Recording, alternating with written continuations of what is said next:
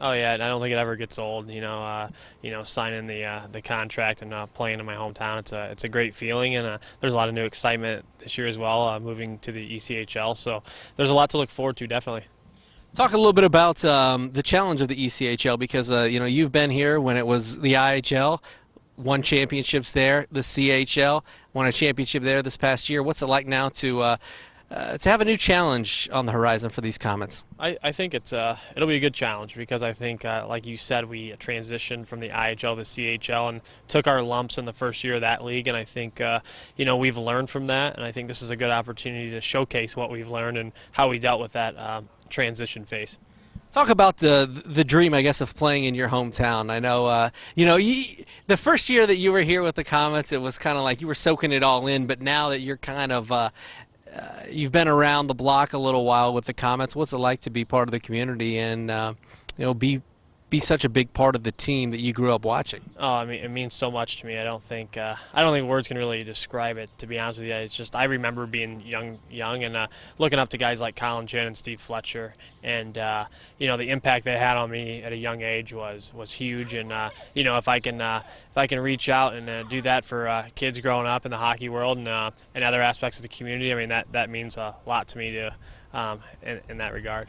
Talk about yourself physically and where you are at as far as your rehab goes, and then what you're looking forward to about this upcoming season.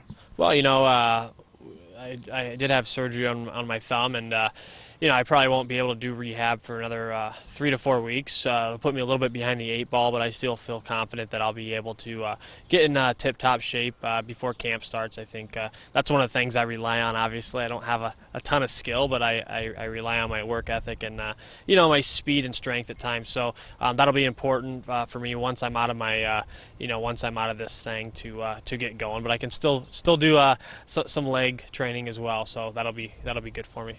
Today Komets released that you've signed, that Colin signed, that Brett has signed. So what does it mean that you're kind of some of their first targets, and they're looking at this as kind of laying the base for their first season in the ECHL with you guys? Well, that's great, for them to think that highly of us. But at the same time, I think 3 of us were leaders on last year's team. Not to say there weren't other guys that did a great job in the locker room, but I think it's important with a younger league to have guys, maybe some older players to kind of look up to, especially in a transition phase where you don't know really what the league's going to be like, what the character is going to be like in the room. To have guys that can kind of keep that intact and show them really what Fort Wayne hockey's all about, and that it's a job and a business here, and that we're a winning organization is important, and I think we can relay that message very well. Final question, what are you looking to add to your game? What are some areas you're looking to improve on as you get ready for, it seems like every year you guys move up, or every time you guys move up, they say it's going to be younger, it's going to be faster. So how do you get ready, prepared for that challenge?